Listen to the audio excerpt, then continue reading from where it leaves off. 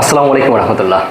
তোমরা অনেক সময় সৃজনশীলের অনুধাবনমূলক কোশ্চেনে অর্থাৎ খ নাম্বার কোশ্চেনে এই টাইপের প্রশ্নগুলো ফলো করো। পেয়ে থাকো কি সকল সংশ্লেষণ বিক্রিয়াই সংযোজন বিক্রিয়া, তবে সকল সংযোজন সংশ্লেষণ নয়। আবার তোমরা পেয়েছো সকল ক্ষারই ক্ষারক, কিন্তু সকল ক্ষারক ক্ষার নয়। সকল রাসুলই নবী, কিন্তু সকল নবী রাসুল নয়, তাই না? সো এই যে টার্মগুলো, এগুলো কিন্তু আমাদের একদম ওয়েল নন বলতে পারো, বাট এগুলো অ্যাকচুয়ালি যদি এক্সপ্লেন করতে বলা হয়, ডিটেলস বলতে বলা হয়, কেন নয় কেন হয়, সেই বিষয়গুলো আমাদের মাথায় রাখা প্রয়োজন।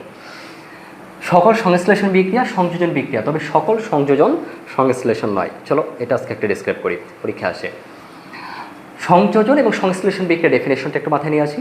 সংযোজন বিক্রিয়াটা কী ছিল? সংযোজন অবভিয়াসলি একটা রিডক্স রিঅ্যাকশন, জারণ বিজারণ বিক্রিয়া। সো যে জারণ বিজারণ বিক্রিয়ায় দুই বা ততোধিক বিক্রিয়ক পদার্থগুলো বিক্রিয়া করে একটি মাত্র উৎপাদ তৈরি করে, তাকে সংযোজন বিক্রিয়া বলে। সংযোজন মিন্স কি? এডিশন, সংযুক্ত হবে, তাই না? অ্যাড হবে। তাহলে যদি সংযোজনের কথা বলা হয়, লাইক সংযোজন যে কোনো রিয়াকশন বলো, যে দুই বা ততোধিক বিক্রিয়ক পদার্থে বিক্রিয়া করছে, একটা উৎপাদ তৈরি হয়েছে। যেমন ধরো তোমাদের বইয়ে যেটা দেওয়া আছে, কি দেওয়া আছে? Ferrous chloride. ফেরাস ক্লোরাইড যদি ক্লোরিনের সাথে বিক্রিয়া করে, তাহলে উৎপন্ন করবে এখানে ফেরিক ক্লোরাইড, FeCl3। তাহলে এখানে অ্যাকচুয়ালি ঘটনা কী ঘটছে? দুইটা বিক্রিয়ক একটা উৎপাদ, সিম্পলি এটা। এখন আমি একটু আগে বলছিলাম যে এই যে সংযোজন বিক্রিয়া, এটা টাইপ অফ রেডক্স রিঅ্যাকশন, তাই না? একটা জারণ বিজারণ বিক্রিয়া। তাহলে এখানে জারণ বিজারণ কেমনে ঘটে একটু দেখাই দেই, যদি আমাদের টার্গেট এটা ছিল না, মানে জারণ বিজারণটা দেখানো।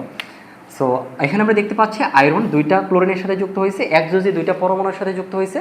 দ্যাট মিনস আয়রনের যোজনী 2 বলতে পারি, আবার এট দ্য সেম টাইম আয়রনের জারণ মানটা বলতে গেলে আমরা 2 বলতে হবে, বাট +2, তাই না? কারণ ক্লোরিনের জারণ মান কত? -1। তাহলে ক্লোরিনে -2 পরে হবে, তাহলে দুইটা মিলে 0 হয়ে যায়।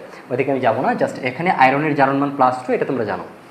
ক্লোরিন 2 অর্থাৎ এক যোজি, সিম্পলি কথা হচ্ছে মৌলিক পদার্থগুলো বিক্রিয়া করে। সোজা কথা, এখানে কি ক্লোরিন বাদে অন্য কেউ আছে? নাই। অর্থাৎ মৌলিক পদার্থ পরস্পরের সাথে সংযুক্ত হয়ে যদি কি একটা মৌলের অনুগঠিত করে, মানে অনুগঠিত করে, পরমাণুগুলো সংযুক্ত হয়ে অনুগঠিত করে এবং একই টাইপের মৌলিক পদার্থ, তবে এক্ষেত্রে তার জারণ মান কত হয়? 0 হয়। আর একটু সিম্পলভাবে বলি, যেমন ক্লোরিন 2, AH2 বা ওজোন গ্যাস, তাই না? O3, what ever, oxygen gas.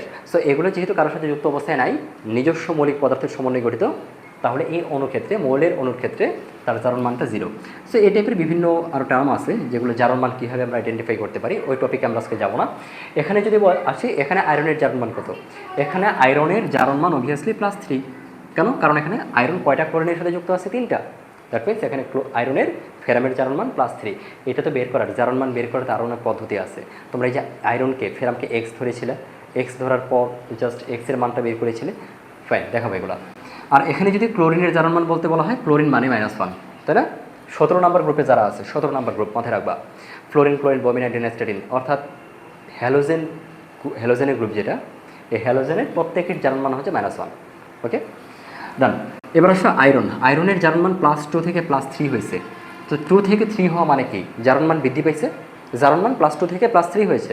আমি বলেছিলাম জাস্ট সিম্পলি মনে রাখার জন্য, জারণ বিজারণ তুমি একদম ইজিলি বের করতে পারবা, বা কোনটা জারক কোনটা বিজারক তাও আইডেন্টিফাই করতে পারবা, জাস্ট তুমি যদি জারণ মান প্রপারলি বসাইতে পারো, জারণ মানটা বের করতে পারো। তাহলে আয়রনের জারণ মান +2 থেকে +3 হয়েছে। আমি বলেছিলাম মাথায় রাখবা যে জারণ মান বাড়লেই জারণ, আবার বলছি জারণ মান বৃদ্ধি পেলেই জারণ অর্ধ বিক্রিয়া। তাহলে আয়রন 2 থেকে +3 হয়েছে, তাহলে এটাকে আমরা বলবো জারণ অর্ধ বিক্রিয়া, রাইট?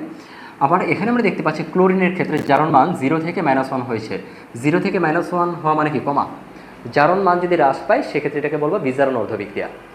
ফাইন, কি বললাম? বিজারণ অর্ধ বিক্রিয়া। আর জারণ অর্ধ বিক্রিয়া বা জারণ যে সম্পন্ন করে সে হচ্ছে বিজারক, আর বিজারণ প্রক্রিয়া অর্ধ বিক্রিয়া যে সম্পন্ন করে তাকে বলবো জারক।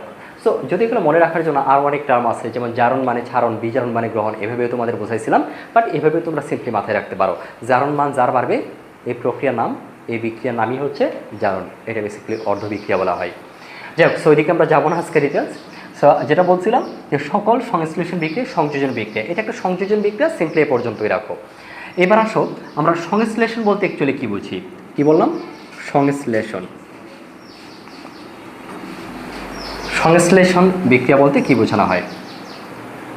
সংশ্লেষণ বলতে বোঝানো হয় যে ফাইন, এটা টাইপ অফ সংযোজন বিক্রিয়া, হ্যাঁ টাইপ অফ সংযোজন বিক্রিয়া, বাট এক্ষেত্রে কী হবে যে মৌলিক পদার্থগুলো অ্যাকচুয়ালি বিক্রিয়া করবে, মৌলের অণুগুলো বা মৌলিক পদার্থগুলো বিক্রিয়া করবে, কোনো যৌগিক পদার্থ থাকবে না। কীরকম হতে পারে?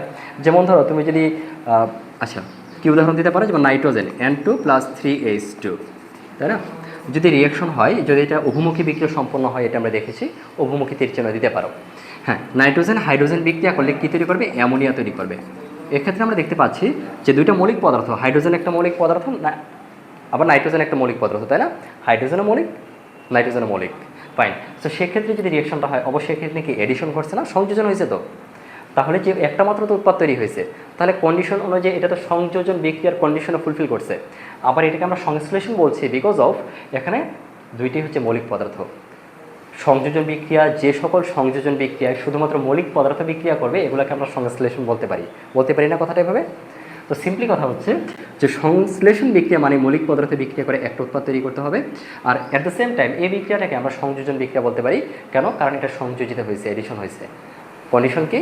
জারণ বিজারণ প্রক্রিয়ার মাধ্যমে যে দুই বা ততোধিক পদার্থ বা যৌগ বিক্রিয়া করে একটা যদি উৎপাদ তৈরি করে, এটাকে সংযোজন বিক্রিয়া বলা যায়। তাহলে অ্যাট দ্য সেম টাইম এটাকে আমরা সংযোজনও বলতে পারি, আবার সংশ্লেষণও বলতে পারি। এটা জাস্ট সংযোজন, এটা সংশ্লেষণ নয়। কেন সংশ্লেষণ নয়? কারণ এটা হচ্ছে কি একটা যৌগের অণু, যৌগিক পদার্থ, ফেরাস ক্লোরাইড। তাই এটাকে শুধু আমরা সংযোজন বলবো, সংশ্লেষণ বলতে পারবো না। কারণ সংশ্লেষণের একটাই টার্ম, একটাই জাস্ট মাথায় রাখবে কন্ডিশন। কী কন্ডিশন? মৌল হইতে হবে, মৌলিক পদার্থ হইতে হবে। মৌলিক পদার্থ হইলেই এটা সংশ্লেষণ হবে, আর সংশ্লেষণ হইলে অ্যাট দ্য সেম টাইম এটা সংযোজনও হবে। ফাইন। সো নেক্সট ক্লাস ইনশাল্লাহ আমি দেখাবো, যে বলছিলাম যে সকল ক্ষারই ক্ষারক, কিন্তু সকল ক্ষারক ক্ষার নয়। অনেকে জানো অবশ্যই তোমরা এই বিষয়গুলো। তারপরে ইনশাল্লাহ আরেকটা ক্লিয়ার ভিউ নিয়ে আসবো। এই টাইপের কোশ্চেনগুলো তোমরা প্রায় পরীক্ষা আসতে দেখো। সো এই সম্পর্কিত টপিকগুলোর উপর তোমাদের 100% দখল থাকতে হবে। ভালো থেকো, সুস্থ থাকো, আল্লাহ হাফেজ।